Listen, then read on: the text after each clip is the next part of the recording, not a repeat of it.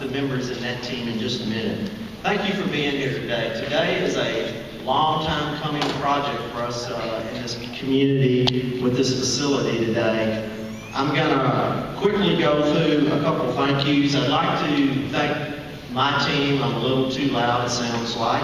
I will tell you, as we go through the process, what's not said, I will close it up. I'm good at that.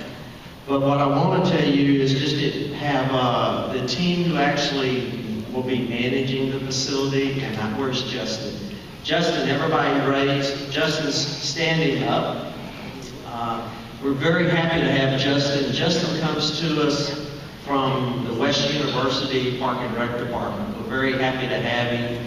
He actually worked with some of this type of operations we're doing in this facility. And probably the biggest, happiest thing about the whole process was he lives in Kingwood, so I'm even happier that we were able to get Justin on board. And then his team is standing back there with him. We have Kira, and then we have Edgar, and then we have a couple more coming on board that aren't here yet, and we'll finish staffing out this facility. This was a long process to get here. We started in one location. We ended up in a new location over about a 6-year period, trades and negotiations. And what I'm going to do is just first go in and thank the mayor for being here with us. The mayor just came from a walk, so she was out doing many events as she always does, and we're so appreciative for her being here. And I'm going to have her come up right now. Mayor Annise Park.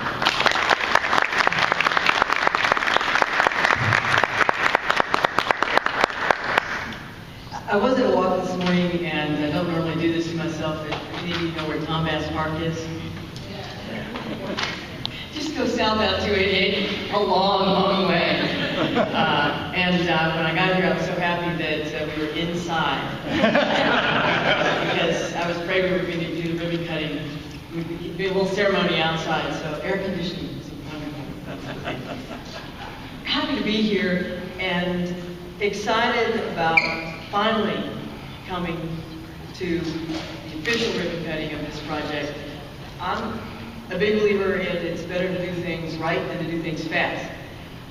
However, this took a lot longer than any of us had anticipated. But it is right, and it was an amazing example of cooperation among the various government entities. I know that a lot of folks don't think that the city and the county and TERSs, different groups like that, cooperate, but we do regularly and routinely. And out here in Kingwood, you see multiple examples of that. And particularly with this new Kingwood Community Center and, of course, the new Kingwood Library, which are both the result of close partnerships between the city and our county commissioner out here. On January 15th in 2004, the city of Houston purchased 9 acres of land to build the community center. But meanwhile, the county already owned the Kingwood Library, which was located right about here. And the library was 12,000 square feet. The community wanted a large library, but it also needed a community center to provide meeting space. A lot of the libraries that we build, we try to do dual purpose, but this is a really large meeting space facility. Not quite the appropriate thing to add on to a library. So 2 standalone facilities really made sense. And I'm going to spend a little time talking about this, and I know I'm preaching to the choir, but I think it's important when you think about all the hands that had to touch this project to try to get the library that Kingwood deserved and the community center that Kingwood wanted. First, the Houston Parks and Recreation Department had to transfer 5 acres of land to the public library system to help build the new 30,000 square foot library. The city owns that land as a building, but Harris County operates the Kingwood Library. So we had to work with them to make sure it fit their needs and that they could get their collection in there and up and running. And then the City of Houston and Harris County Precinct 4 partnered to transfer the former county library building and the land to the City of Houston, where the city could tear down their old library and begin to build the new Kingwood Community Center.